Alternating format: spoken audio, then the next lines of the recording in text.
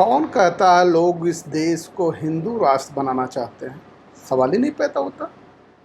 इस देश को हिंदू राष्ट्र बनाने की कल्पना जो दिखाई जा रही है, जो सपने दिखाए जा रहे हैं, सिर्फ धोखा है।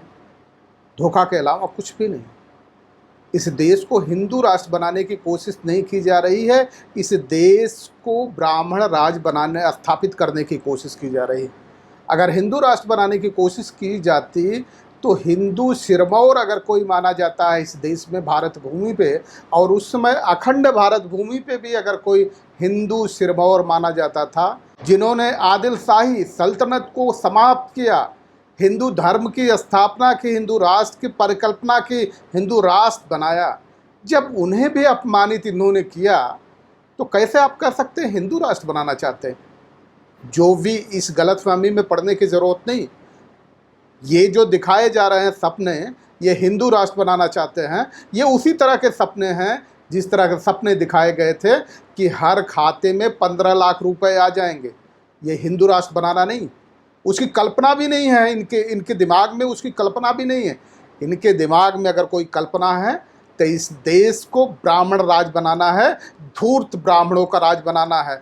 ब्राह्मणों में भी बहुत सारे ऐसे लोग हैं जो स्वस्थ मानसिकता के लोग हैं, इंसानियत को तवज्जो देते हैं, भाईचारे को तवज्जो देते हैं, जातिवाद पे बहुत ज़्यादा वो गौर नहीं करते। बहुत सारे लोग ऐसे हैं, लेकिन ये धूर्त ब्राह्मण जो हैं वो किसी भी कीमत पे नहीं चाहते कि इस देश में एकता चले, समता, स्वतंत्रता, बंधुत्व, न्याय चले।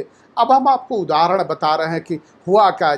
जो शिवाजी आदिल शाही सल्तनत को समाप्त कर सकते थे, उस शिवाजी को जब लोगों ने छत्रपति घोषित किया तो उनका राज्याभिषेक करने से इन्हें ब्राह्मणों ने मना कर दिया। अगर ये हिंदू राष्ट्र स्थापित करने की बात होती, हिंदू सिरमौर स्थापित करने की बात होती, तो राज्याभिषेक घोषित करने से, राज्याभिषेक करने से कभी भी बचा नहीं जा सकता था। लेकिन राज्याभिषेक नहीं होने दिया गया। लंबे प्रक्रिया के बाद ढूंढते ढूंढते एक कुष्ठ रोगी, जिसे कोढ़ी आप कहते हैं, कोढ़ी ब्राह्मण बनारस से पकड़ करके गया। गांगू भट्ट, जिसको गंगा भट्ट भी कहते हैं, उसको पकड़ करके ले जा करके तिलक कराया गया और उस तिलक से राज्याभिषेक कराया गया पहली मर्तबा 6 जून 1674 को। और वो भी उसने अंगूठे से, हाथ के अंगूठे से नहीं किया, बल्कि पैर के अंगूठे से राज्याभिषेक किया। एक कुष्ठ व्यक्ति, एक कुष्ठ रोगी, एक कोढ़ी व्यक्ति, जिस व्यक्ति ने पूरे हिंदू सिरमौर को स्थापित करने की कोशिश की थी, हिंदू राष्ट्र को स्थापित करने की कोशिश की थी, उसका राज्याभिषेक भी जब दाहिने हाथ के अंगूठे से करने के बजाय पैर के अंगूठे से किया जाए तो ये हिंदू राष्ट्र की परिकल्पना बंद कर दीजिए। दूसरा, इतने से ही नहीं उनका पेट भरा, और कैसे जलील किया जाता है। जब ब्राह्मणों को लगा कि चलिए वो तो एक तरह से राज्याभिषेक हो गया, वो राजा मान लिया जाएगा, फिर इससे पैसा वसूला कैसे जाए, इससे धन वसूला कैसे जाए, उस साजिश के तहत हुआ क्या, उसी राज्याभिषेक के 13वें दिन उनकी माँ जीजाबाई की मौत हो गई। और जीजाबाई की मौत होने ने अवसर उपलब्ध करा दिया इन धूर्त ब्राह्मणों को।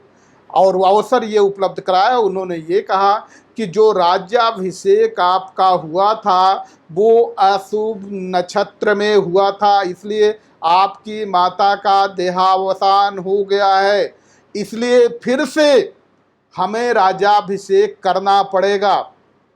और हुआ भी, क्योंकि उनको, इन धूर्त ब्राह्मणों को धन चाहिए, इन धूर्त ब्राह्मणों को शासन चाहिए, सत्ता चाहिए और वर्चस्व चाहिए, और ऐसा वर्चस्व चाहिए जिसमें किसी को कुछ देना न पड़े। तब उनको लगा कि आखिर शिवाजी को किसी न किसी तरीके से धन तो लूटना है।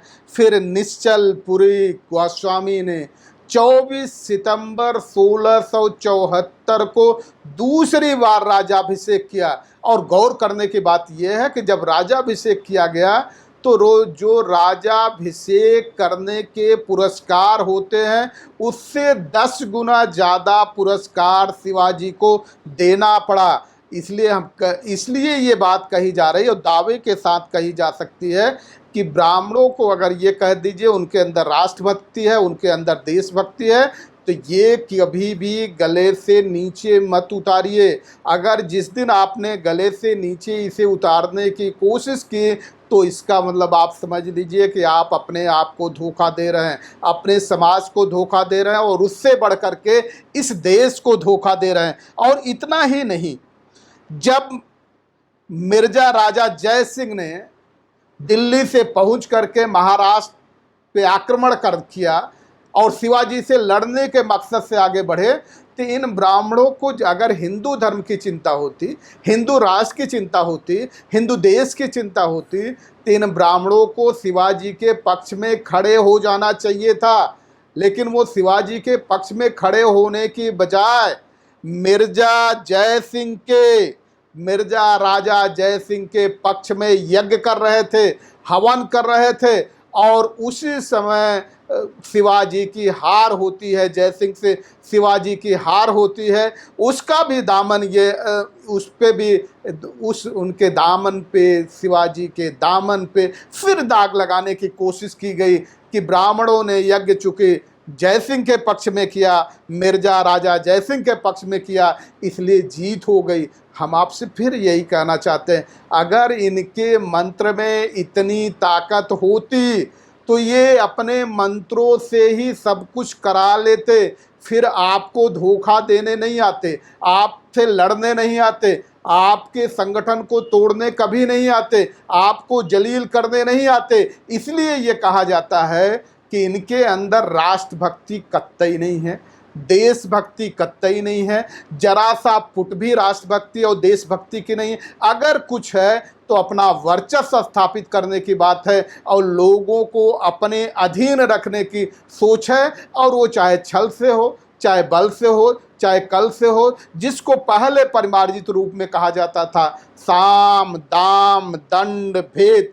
और आप ये समझिए कि इस बात को गंभीरता से अगर नहीं समझा जाएगा, आज भी अगर ये गलती की जाएगी कि इस देश को हिंदू राष्ट्र बनाने की कल्पना की जा रही है और आप गलतफहमी में पड़ेंगे और हिंदू राष्ट्र के नाम पे अपना समर्थन देंगे, तो आप अपने आप को सीधे सीधे सुसाइड करने जा रहे हैं, कमिटल सुसाइड करने जा रहे हैं, आत्महत्या करने जा रहे हैं। और आप देख लीजिए, हिंदू के नाम पे कभी भी वो आपको अधिकार दे रहे हैं।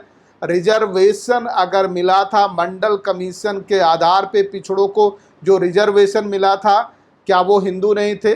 शेड्यूल कास्ट के लोग हिंदू नहीं हैं, शेड्यूल ट्राइब के लोग हिंदू नहीं हैं। लेकिन इनको तब प्रयोग किया जाता है जब मुसलमान के खिलाफ लड़ना हो, मुसलमान के खिलाफ प्रयोग करना हो। ऐसी स्थिति में ये समझने की ज़रूरत है, जो व्यक्ति, जो समाज, जो धूर्त लोग आज वर्चस्व स्थापित करना चाहते हैं, जब वो छत्रपति शिवाजी महाराज को सम्मान नहीं दे सकते, उनको अपमानित कर सकते हैं। और उनके खिलाफ अगर लड़ने वाला कोई दूसरा व्यक्ति आ जाए, जो शूद्र, शिवाजी को शूद्र घोषित किया गया था, अगर द्विज कोई दूसरा लड़ने वाला आ जाए तो फिर वो उसके पक्ष में खड़े हो जाते हैं। वो भूल जाएंगे कि हिंदू साम्राज्य किसने खड़ा किया था, हिंदू धर्म की रक्षा किसने की थी, हिंदू सिरमौर कौन थे, वो भूल जाते हैं। उन्हें अपना वर्चस्व चाहिए, अपनी जाति उनको प्रिय है और इसी जाति पे वो वर्चस्व स्थापित करना चाहते हैं। इसीलिए दूसरे को जलील करते रहते हैं। तो आप इस बात को समझिए, ये देश हिंदू राष्ट्र नहीं बनने जा रहा, ये देश ब्राह्मण राज बनने जा रहा, और वो भी सभी ब्राह्मणों का राज नहीं बनने जा रहा है, धूर्त ब्राह्मणों का राज बनने जा रहा है। रंजन गोगोई जैसे धूर्त ब्राह्मणों का राज बनेगा और सारे इस तरह के हैं। रंजन गोगोई का उदाहरण हमने इसलिए दिया कि जो व्यक्ति सुप्रीम कोर्ट का जज हो जाए, चीफ जस्टिस ऑफ इंडिया हो जाए, वो व्यक्ति हमेशा न्यायाधीश के रूप में उसकी पहचान होती है। और आज आप उनके ट्वीट उठा करके देखिए तो ये लगता है कि गली के लफंगे से कोई कमज़ोर नहीं है। एक ट्वीट उन्होंने किया, एक प्रशांत कनौजिया कोई होंगे, उनके बारे में ट्वीट किया कि भाइयों क्या कहते हो, ये प्रशांत कनौजिया का दिमाग कुछ ज़रूरत से ज़्यादा चढ़ गया है। इसका कुछ होना चाहिए कि नहीं होना चाहिए, इसके खिलाफ कार्रवाई होनी चाहिए कि नहीं होनी चाहिए। ये देवताओं का विरोध कर रहा है, देवताओं का अपमान कर रहा है। तो आप बोलिए, आप आवाज़ दीजिए, इसके खिलाफ आवाज़ उठनी चाहिए कि नहीं उठनी चाहिए। अगर इस तरह का व्यक्ति, इसका मतलब ये लगता है कि अंडरवर्ल्ड के लोग हैं जो न्यायिक प्रक्रिया को कब्जा करके सीजीआई तक पहुंच गए थे। मानसिकता इनकी दूषित ही है और इसलिए इनके द्वारा ये जरूर मांग देश में उठनी चाहिए कि रंजन गोगोई द्वारा जो भी निर्णय लिए गए हैं वो जातिवादी मानसिकता और संविधान के प्रतिकूल लिए गए निर्णय होंगे। इसकी पुनर्समीक्षा जरूर होनी चाहिए और हर लिए गए निर्णय को सुप्रीम कोर्ट में रिवीजन फाइल करके उसकी पुनरालोकन कराया जाना चाहिए। और निश्चित तौर पे इनकी जो साजिश है, इनकी जो गंदी मानसिकता है वो उभर करके आएगी। एक बार फिर समझिए, आपको फंसने की ज़रूरत नहीं है। ये देश हिंदू राष्ट्र तो कतई नहीं बनने जा रहा है, ये ब्राह्मण राज बनने जा रहा है और धूर्त ब्राह्मणों का राज बनने जा रहा है। जिस तरह से विकास दुबे जैसे लोगों को आज ब्राह्मण उनके उसके साथ खड़े होकर के ये कह रहे हैं कि उसको प्रताड़ित किया जा रहा है, उसको पुलिस उत्पीड़न कर रही है, सरकार उसकी उत्पीड़न कर रही। इतना बड़ा आतंकवादी, इनको इससे मतलब नहीं है कि उसने क्या पाप किया है, क्या गंदा काम किया है। सत्ता को चुनौती जिस व्यक्ति ने दिया उसके समर्थन में अगर ये खड़े हो सकते हैं तो ये न्यायप्रिय लोग नहीं, धूर्त ब्राह्मण न्यायप्रिय नहीं हो सकते, ये हिंदू राष्ट्र की कल्पना नहीं हो सकती। फिर आपसे मिलेंगे और इसी ज्वलन टॉपिक पे आपसे बात करेंगे। सभी दर्शकों को बहुत बहुत नमस्कार, सत श्री अकाल, जय भीम, नमो बुद्धाय, सब्बा खैर।